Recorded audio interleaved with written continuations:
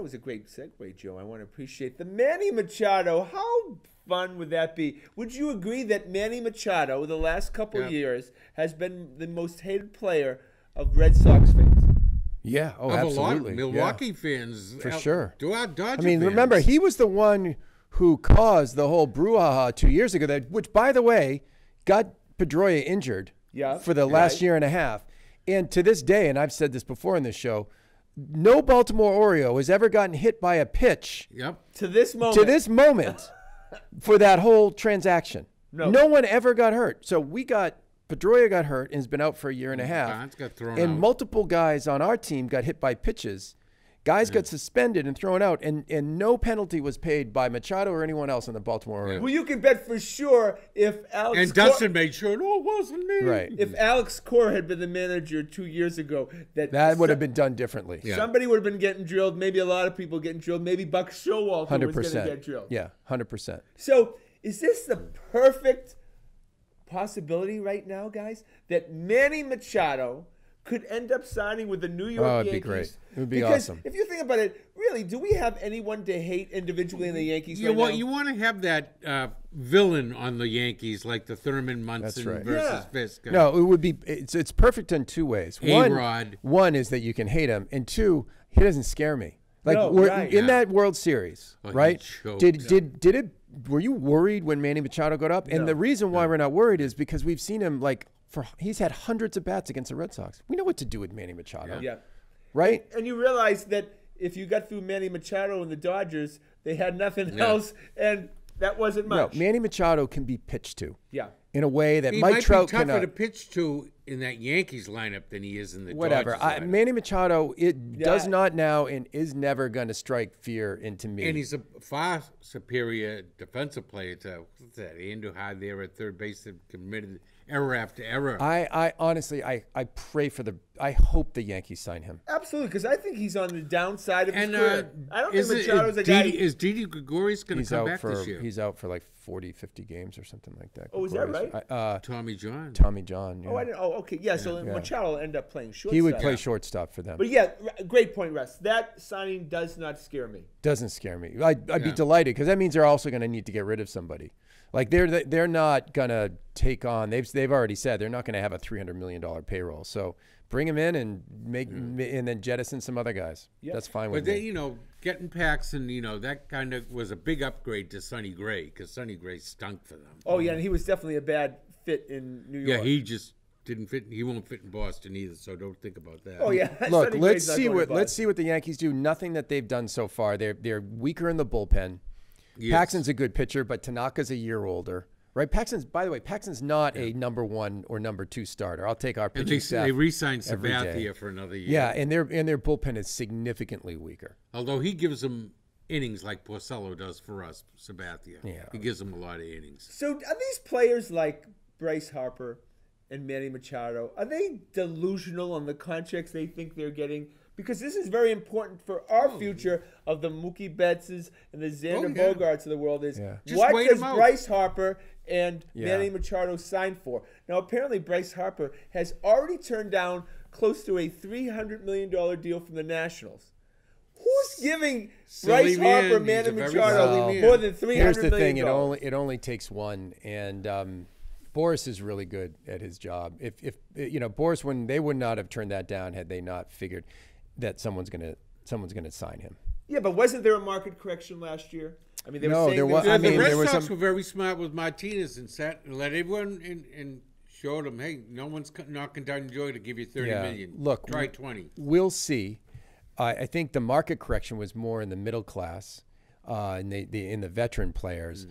But everyone is. JD Martinez didn't get the numbers he thought he was. He didn't get the numbers, but he still got a pretty healthy contract. There was a slight correction on that. He protected himself with that opt-out. And he protected himself. That's gonna help him, right? Everyone has just assumed that what will happen is what's happened in all, most other leagues is the top guys get paid as well and if not better than ever, and it's that middle class that gets hollowed out, and that clearly happened last year. But if Harper doesn't get to your point, if Harper and Machado don't get the contracts that they thought, Mookie's going to be looking at this thing like, if the Red Sox come at me with something, I might take it. I wouldn't give a guy like Machado or Harper. Harper doesn't sell tickets. Neither does Machado. So they're not worth that kind of money. If they were, hot numbers, and they brought an extra 5,000 people. Well, to Joe, the ballpark, Machado will move the dial as far as Yeah. the Yes Network and for the Yankees, and Yeah. just the slightest move of the dial means a heck of And a I lot of don't- money. Oh yeah. And I don't for think it's the commercials tickets. and Yeah, I don't think it's the tenth tickets. of a rating point. I don't think Yeah. it's the tickets as much as it's about the television. If a team is up for a big TV contract or just got a big TV contract that they're trying to justify the ad rates for, then signing a Machado and Harper is probably And the way obviously, to a do it. Philadelphia Phillies type team wants a star that they can wrap around. yeah. That's a big market. Yeah, and look, they're competing against teams like the Yankees, Sixers. yeah. No, but the Sixers in their Yeah. hometown with the Embiids And the of the Eagles. world, and they're a big personality. Yeah, as we saw in Boston, and I've got some Philly friends, as we saw in Boston, success breeds success, right? You don't want to be the laggard as a franchise in the city, so everyone starts spending more. And you take a look at the Sixers and the Eagles have set the standard, and the Phillies can't afford to be third or fourth place in that city too much longer. That's a great point. We've always spoken about that the Patriots and the Red Sox are competitors in this town. Oh yeah, there's sure. always the sports dollar. It has to be And divided. the some Celtics way. and Bruins compete against each other, and would you say and the Patriots and the Red Sox? I compete think so. The against them? Celtics are trying to poke their way into it, but I don't think there's any question that the other team's success. Look at the Bruins have. It's not a coincidence the Bruins started spending more when the Celtics and the Patriots and the Red Sox all got good. Absolutely, yeah, right. Right. Jeremy Jacobs would have been perfectly happy spending in the bottom third of the league. He was perfectly happy for and the then last these 40 other years. franchises Yeah, ruined right. his evil plan. Right. He'd be very unhappy. The other night we walked into the greatest bar to do the Dirty Water Media show, and on the big screen was the Celtics, and on the little screen was the Bruins. Right, absolutely, and all They're this, playing at the same time. Yeah. That never happened ever before in the history of Boston. But I would tell you that I've spoken to many bar owners over the years near the Garden.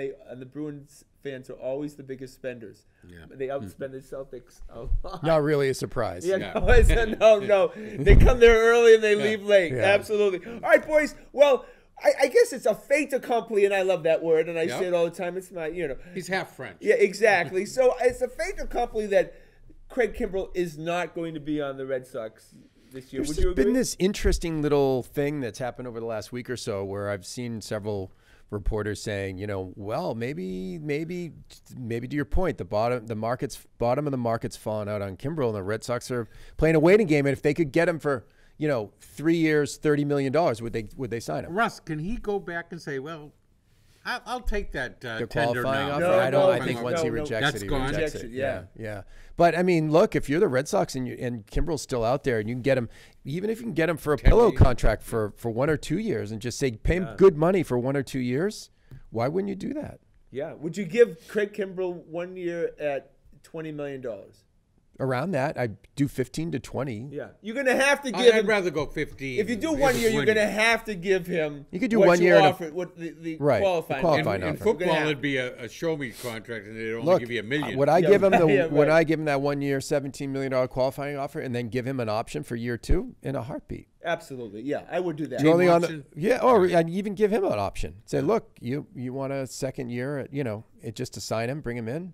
I mean, he's the best. By the way, he's the best closer on the market. Yeah. Our issue is you're not going to give him. You don't want to be tied to him for 5 years. Yeah, he frustrates us, but will the Boston Red Sox be a better team with Craig Kimbrell on it? Absolutely. For sure. Yeah. You Oh, want yeah. Craig Kimbrell would be better closing games next year than David Robertson, right? We all understand yes. that, Oh, yeah. right? Yeah. But you don't want to be Or looking Zach at Britton. you don't want to be looking at 4 years of dead money on Kimbrell if he goes out and starts to decline. But like you've said, there's a lot of relievers on the a lot of market. And they're not getting a lot of action right now. You might be able to pick and choose for a good, get some some bargains out there. In addition to Kimbrell, be able to pick up 2 more. See, I just think great. that these players are just overplaying their hands because there are a lot of teams in the Major League Baseball who have absolutely no dreams of winning the 2019 World Series. And they're really talking about And no plans to do They're so thinking either. about development. So they're so that's what how do these contracts how are they created? They're created based on competition. The White Sox bid this, then the Red Sox tried to bid this. And this is not going to happen for a lot of these guys like it happened last year. One of the biggest structural changes in Major League Baseball over the last 3 or 4 years is that teams have started adopting the tank, right? Teams in baseball never used to tank. No. And so it sort of migrated over from basketball, right, into Major League Baseball. The Astros tanked about 4 years ago. It sure did. And they tanked for 3 years. You can't get the players to tank, but management controls what team gets out on that field. Absolutely. And the Astros just threw a lot of young guys out. They didn't sign them, and it worked for the Astros. Yeah. It worked for the Royals, right? So now there's a model for teams. So one of the reasons why the Red Sox won 108 games in the regular season was that they were very good, but there are also 6 or 7 teams in the American League that were outwardly tanking. Toronto, Baltimore. Also, the Red Sox had the highest payroll in baseball. Highest payroll in baseball with 6 or 7 tanking teams. Yeah. And it goes back, I guess I'm trying to support your point, which was there's just not, it's supply and demand. And there's not the demand for an $8 million reliever for a team that's tanking. Why would you ever do that? Because you don't need a closer for a game you're not going to use. That's right. You're not going to win more than 70 games. So what do you need a closer for? Any team that's not going to try to win 90 games isn't going to try to sign Craig Kimbrell. So he probably already knows what the market's going to bear right now. Yeah. He's only got a half dozen teams he could go to. He's hoping that the Atlanta Braves take a flyer and say, we'll sign you for 4 years at $18 a year. That's the most you can hope for at this point. Yeah. So that's a story to to think about because Craig Kimbrell could be on the team. If he's not, who will be the closer on opening day 2019? Will it be Matt Barnes? No. I don't know. I mean, there are probably 4 guys. I mean, they've talked about the internal candidates are Brazier and Barnes, and then you've got guys like Robertson, Ottavino, Herrera. If it's not Kimbrell, he's going to mix and match, I think, and sign 2 guys. Yeah, and maybe let's have the Red Sox doctors go take a look at Andrew Miller, take a look at Zach Britton. Yeah. Can they be reclaimed? Those guys were real good at one time. Yeah. Can they get back to that form? Is Ryan Brazier even in the equation for a closer? No. I don't know. I mean, look, the other thing that they could do is they could start the year with, they bring in another guy like Robertson and they give every one of these guys a shot. And because as we know, it kind of doesn't matter in baseball until June, right? They'll experiment only for a couple in of our months, minds. right? But we'll be crazy. I mean, but they go out and blow 5 saves in April and May, and we'll be crazy. Yeah. But we know that makes a huge difference. Look, I mean, we'll have them tied and feathered. You got to win 108 games to win the division. Right. I don't think so, but But you you got to did. win. I mean, You had to, but I think you got to shoot for 100 wins. The bottom line in baseball is the old saw is you spend a third of your season figuring out what you got, and then you spend another third putting the pieces together, and then you spend the final third stretching for the goal line, right? Yeah. All right, so of course the argument, and nobody started this earlier and more often than me on the Mookie Betts. Why the hell is he batting leadoff? Yeah. So now they won 108 games. He won the MVP. No, I understand he that. won the World Series. That was not a decision that went badly. No, but it wasn't the right decision. It wasn't. Well, I don't know how you define right. He has a very good track record coming off last year. He said, look, at least 162 times you're going to come up with no one on. You have no chance of an RBI. Yeah. So Alex Cord decides to announce, which is kind of weird because it is December, but he announces now, which you're going to have to explain to me, which is bizarre, that Mookie Betts now is going to bat second. Well, that's and Benintendi leading off. They got together now, I guess. Why the timing? Yeah, it's a great question. I have no idea why you would announce that. They must have been at a dinner or something together, some kind of thing. I think just trying to set this up. Let's be honest. Come on. I don't even need the analytics people to come checking in with me. But if you want to, thank you. Mookie Betts should be batting third in this lineup. Yes. It would be a natural place for him to bat. Yeah. So second, he has very bad numbers. He's way below. But a second hitter is supposed to be in some way sacrificing himself if the leadoff guy's on. I think especially if the leadoff guy wants to steal. Cora was pretty open about why he chose to bat him first last year, and that was because he wanted to be a much, much more aggressive hitter. And at first, the guy who's hitting leadoff should be the most aggressive hitter on the team, right? Because that's where Mookie was most comfortable with. Yeah, and so I think maybe what he's saying is maybe it's just a stopping point on the move to to batting him third, right? And then moving JD to Martinez to fourth. Now, it's not entirely clear to me who's a great second hitter. I know you think Bogarts would be a good second. I think Bogarts should be hitting fifth in this lineup. You definitely don't see him in a cleanup. I don't see Bogarts as a cleanup. I don't think we have the guy who should be hitting second on this team. Unfortunately, his name is Dustin Pedroia, right? Right. That's really he is the perfect second hitter for this team. And we don't have a second baseman, right? And we don't have a second baseman in Pedroia's absence, so we can slide into that speedy slap hitter, move the guy over, second part of the order. I agree. It's sort of miscast for Betts to hit second. Because Xander at second and Devers in the fifth spot makes me very happy. I don't see Xander as a great second hitter. I just don't see it. I don't mind Martinez third and Devers fourth. I want Xander to do what he did last year and get up there and try to hit 20-plus home runs and get that power back and hit the ball hard all parts of the field. Right field. Last thing we need is friggin' Xander Bogaerts slapping ground balls to the right side to move a guy over. No, right? No, that's pathetic when he does that. So look, if we get a miracle and Pedroia does come back, I would just stick him in the second hole and just say, hit the ball on the ground to the right side of the infield as much as possible and move these guys over. I'd like to see Pedroia, if he does come back, be more aggressive at the plate. Yeah.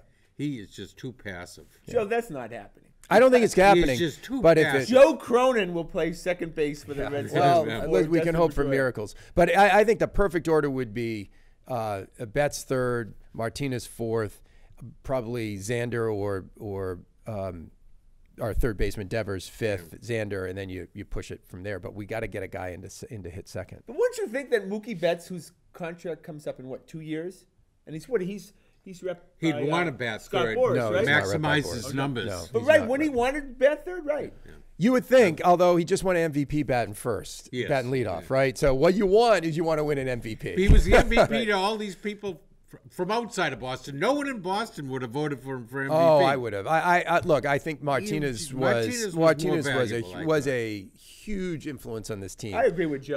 But Mookie was. No, I think JD Martinez. Guys. Yes, Mookie's a better player. Martinez was more valuable. Just remember, Mookie's the best right fielder in Major League Baseball. Yeah.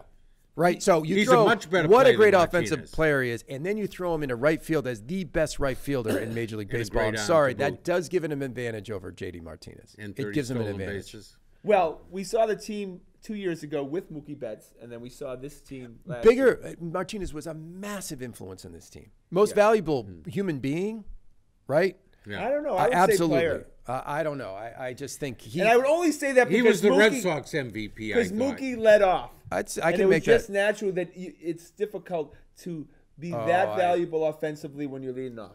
I mean, he Ricky played Henderson was 150 games in right field. No, I'm just saying. And Richie doesn't Allen. make up for it. There's a couple of guys that were really good, as leadoff hitters. Okay, so Mookie Betts, we want to sign him right now. What would you give him? Would you give him 10 years? Now, taking into account the whole Dustin Pedroia theory that he is slightly built. He is a very small guy, Mookie Betts. And small guys, as we know, in usually professional don't last sports, 160. I wouldn't give him 10 years. I give him 7 years. I give him $200 million over 7 years, up to 250. Sign right now. Yep. 7 30 years. 30 you're gonna. years. I would say you're gonna say no to $250 million. Really? Apparently, Bryce Harper does. I mean, I just think he'd be insane not to do it. So 200, 250, 7, 8. I mean, I don't give him 10, but he's pretty young, right? I mean, what's he, 26? Yeah, especially given the way the baseball ratings and the baseball demographics have been trending. Yeah. You would think that it's not going to get better, and they're not going to be making more money down the line. 7 years at $250 million would be a hell of a deal for. If he turned that down, he'd be crazy. Yeah. You're right. All right, so boys, we're gonna go to the first baseman position, and the whole Mitch Moreland, Steve Pearce thing looks nice in theory. It works. Does it really work? Right? We don't know. You know what I mean? Let's be honest. Mitch Moreland's on the back. Both of them are on the back end of their careers. It's only for Let's one more put it year. this way. Devers will be Every there year we know that I try to pick the surprise guy, and I've hit 3 for 3. Yeah. The last 3 I've hit, right? Okay, yeah, right, exactly. I had Porcello, I had Moreland, and then the first year I had Hanley, right? No, you've been good with the Red Sox. Trust me, my surprise guy is not going to be one of the first basemen. Yeah, right. Right? Yeah. I don't know who it's going to be, but that is ripe for regression. You're totally right. Yeah. They're placeholders. Devers will be the first baseman at 2 Or years from now. Dahlbeck, or Dahlbeck, or Chavez, yeah. or whatever. Yeah. Yeah, because to me, Steve Pearce is a fourth outfielder reserve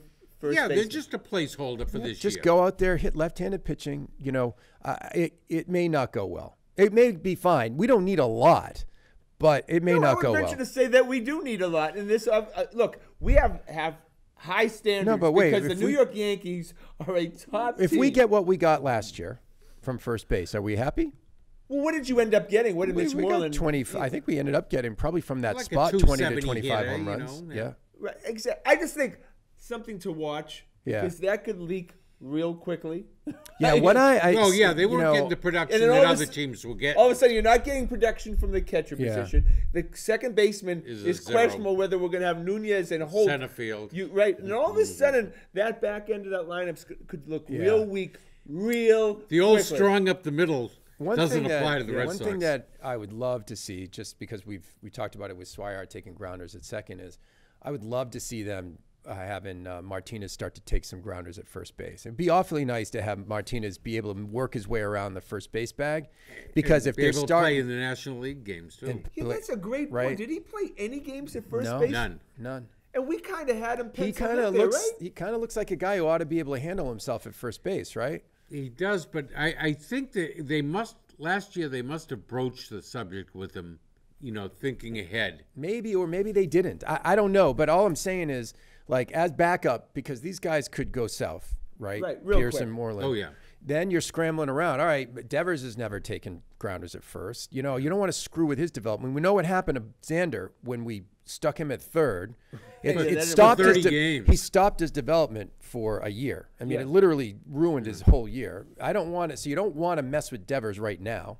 If Devers starts the year playing third, he should finish the year playing third. And he definitely progressed as the year went on. Oh, when he came back from the DL at the end of the year, he was a different player out there defensively. Yeah. So I'd love to see them start to mess around a little bit with JD playing first base just as a backup plan. Oh, I do. I Right? do. I agree with that. Absolutely, yeah. All right, so the most talked about player, Brock Holt. now, other than Brock Holt, I'm going to say the Marcus Smart, because Marcus Smart probably gets more play from us than any player in the The Celtics. Marcus Would you Smart of the agree? Red Sox. Mm-hmm. The Marcus Smart of the Red Sox is pretty clear. Who gets the most play that we talk about, good and bad, almost weekly on the Boston Red Sox? That's Brock? an easy one, No, Joe. it's JBJ. JBJ. Yeah. JBJ is a lightning rod for Yeah. a discussion, right? Yeah. You never know what JBJ you're going to get. He is the trade ship in every trade. No, you're right. He's the Marcus Smart. He's all defense and shaky offense. Yeah. But you can't stop looking at him, and you can't stop Yeah. talking about him. Yeah. All right, and then it's typical Marcus Smart and JBJ fashion.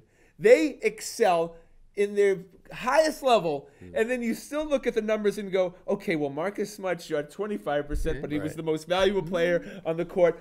Okay, JBJ batted 186, but won the MVP of the American League Championship Series. What do we have in JBJ moving forward? Is this a guy that we're going to end up re-signing or end up trading? They may resign. They'd like to trade him while his value is high. But if they sign him, it's not going to be for big money. I don't think JBJ has much of a market out there. Look, the height of his value is probably right now, and if Yeah. they don't trade him in this offseason, because then he's going to get They're not close. gonna. The problem is he's getting closer and closer to free agency. So right After now this year, you'd be isn't it? trading a guy who's under your control for another. I think it's 2 more years. Oh, 2 more. You trade him next year, you've only got 1 year of him before he comes up. Look, the Red Sox seem to be really confident. They're speaking. You read between the lines what they're saying. They seem to be confident that JBJ has figured it out, right? And he's spent a lot of time with JD. He's going out and spending time with JD's hitting instructor. Cora seems to talk like JBJ has figured out his swing. And we're not bringing Chili Davis back, so that's And good. if that's Yeah, true, right? if JBJ goes out and has a solid offensive year, he will cost you an arm and a leg. If JBJ goes out and has a Well, really he's good a year, free agent 2020. so yeah, he's got 2 years. 2 more years. Right. So would I say that would JBJ coming off that MVP performance, would he be a kind of guy that you try to sign right now? I think they'd love to sign any one of those guys right now just to lock them into a decent contract. Because everyone's up in the air on that team. Because you feel like somebody's going to get signed in the offseason right It kind of feels like that, that it would be it'd be an obvious thing to do, right? Yeah, right. Is Somebody. lock one of these Try guys to tie up at least one of your core. Yeah. So make some level of commitment so then you can understand who you might want to move. And by the way, that's the kind of guy, he seems to take a lot of this stuff, pretty personally. That's the kind of guy you want to give him some peace of mind and just say, look, dude, here's your money. Go play hard for 4 years. Don't be looking over your shoulder every 10 minutes. So the biggest question I think in the rest of the offseason, definitely, and is of great argument, is Rick Porcello, right? How valuable is Rick Porcello in the 2019 season? Because he's not going to be re-signed by the Boston Red Sox, most likely, right? It would be. I think you would have a reason to re-sign him if Sale fades again, right? If Sale fades, you're not going to re-sign Sale. You can't. If it's 3 years in a row where he fades late, I'm sorry, you cannot re-sign the guy. But you're going to let him go to the Yankees because that's where he's going. Yeah, I'll let him go to the Yankees and go pitch until pitch until July 20th, and then start to fade again. Like, you cannot have your first starter be good through the month of July into early August. Be a part-time I'm player. sorry. I mean, I love the guy. He's a competitor. When he's healthy, I would rather have no one on the mound. But you can't have a guy who fades in August and September. All right, so the coddling didn't work. Right? It didn't. No. The verdict is in, even though he finished the celebratory last inning of the World Series. He took the victory lap. I think that was a little thumbing of the nose to Kimbrel. But no, I think that was just I think that was more of saying, Chris Sale, you've been a leader on this team the whole year. We know that you're hurt, and we know that you're gritting it out. And also, Kimbrel, you sucked for the whole playoffs. Yeah. But will they be coddling the year 2 of Chris Sale? Yeah, they're going to try. They've already said they're going to try something different. I don't know what they're going to try. What could be different other than not playing him until the playoffs? Maybe you cut down his innings even more. I don't know what you do. Instead of at the end of the year putting him, rest him at the beginning. Rest him at the beginning.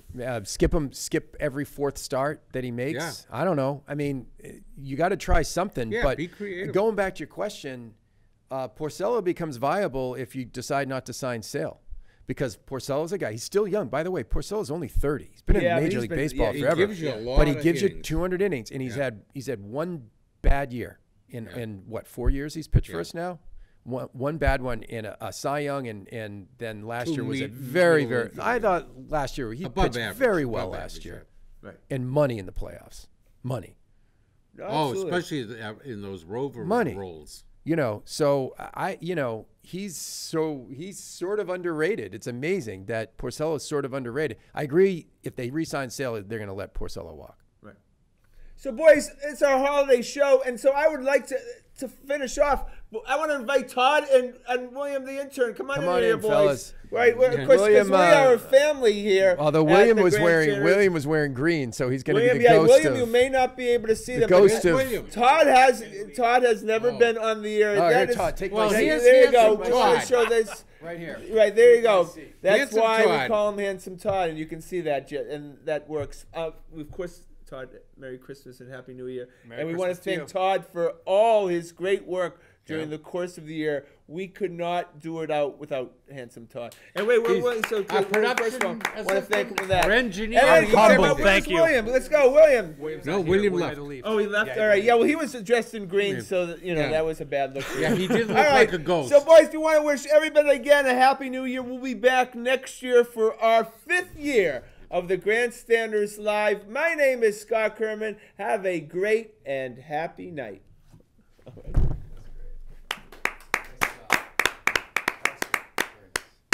I thought William was still here. All right.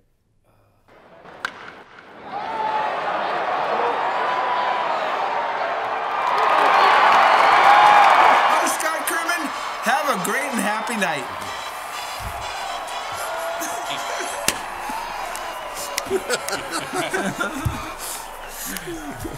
The elephants are in town. Here comes the circus.